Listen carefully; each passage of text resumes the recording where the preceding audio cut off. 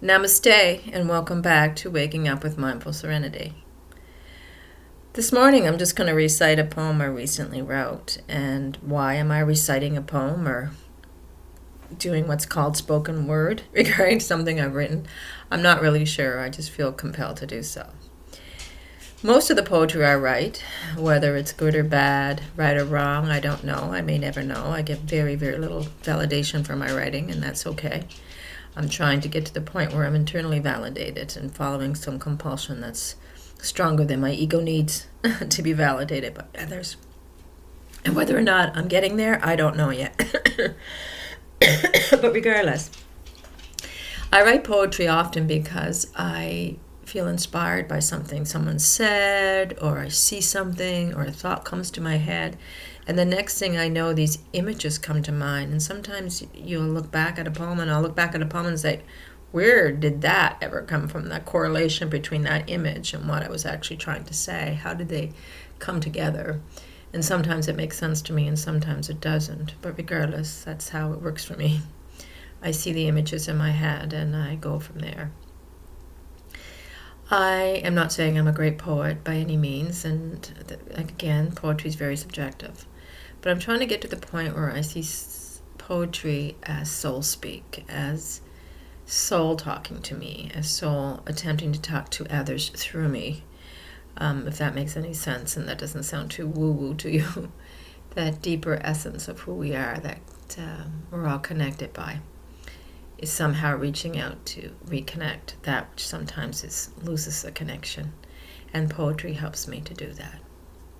So this thing came to me one day, a few days ago, when I was listening to Michael Speaker talk.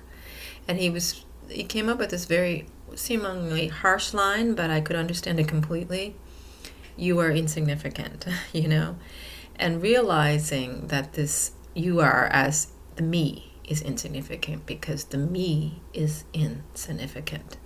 The me is often in the way of us seeing who we truly are at the deepest level. And it prevents us from seeing the reality that exists around us, the totality of what exists around us. It keeps us stuck on our problems and our wants and our desires and our aversions, our preferences, our stored pain, stored memory, our psyches.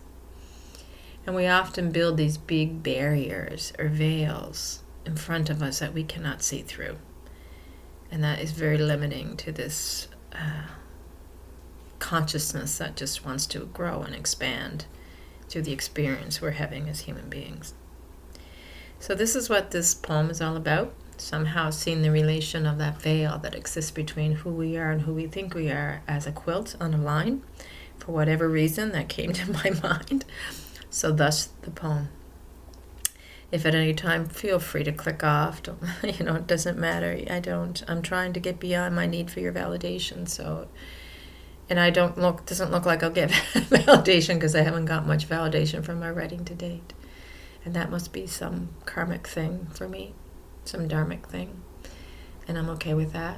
I'm just going to trust the universe that if I'm meant to be known, I'll be known. And if I'm not, I won't be. But the words, however, the messages that are coming through, I still feel that compulsion to share with whomever will hear, whoever comes upon them. So here it is. Removing the quilt. The indwelling awareness of being peeks shyly from behind the intricately patterned quilt that hangs from the line of an insignificant me.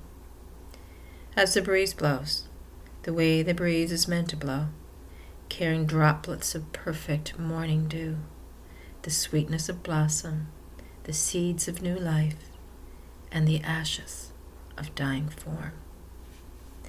The quilt hangs solidly, stubbornly, resisting the movements requested of it.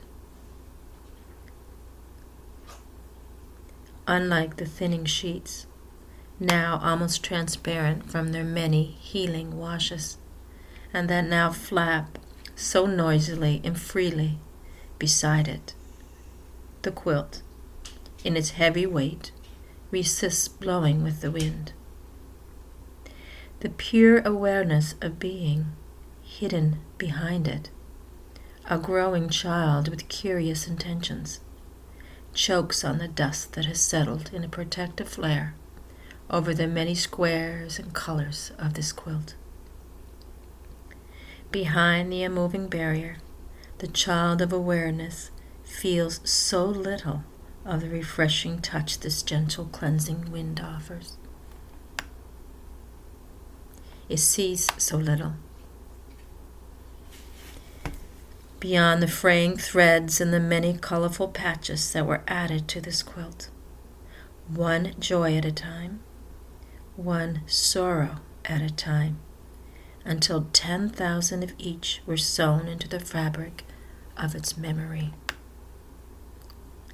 As beautiful or as unsightly as this creation may appear to the perceiver, it has become an obstructive barrier for the growing child trapped behind it.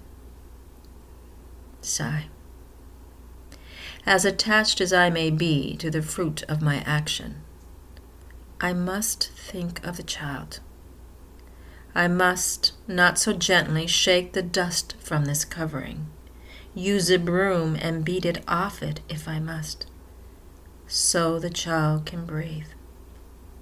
Better still, I could undo the rusty pins the me clings to the fabric with, and allow this obstruction to tumble to the ground in a beautiful pile of colors. Or maybe, if I dare even further, I could remove the wire I call me, from which the veil is suspended. I must let go and set free that which is longing to be free. Despite the long hours spent stooped over the rack in devoted stitching and effort, as I added carefully selected patches, I understand now that this quilt serves no one. I clearly see what I have created in my mind, something that stifles the growth of awareness. I must therefore let awareness see and feel what it is here to experience. I must let it run freely in the wind on perfect bare feet that kiss the grass in reckless abandonment. I must let it extend its innocent face up towards the sun as it giggles with a joy every child is meant to echo. I must also let it fall and skin its knees, feel the pain of defeat and the agony of loss. Despite my lingering attachment to this creation, I have sewn and hung so carefully on this line of me. I must let go. I must set this awareness free so it can embrace this life the way it is meant to do. Namaste.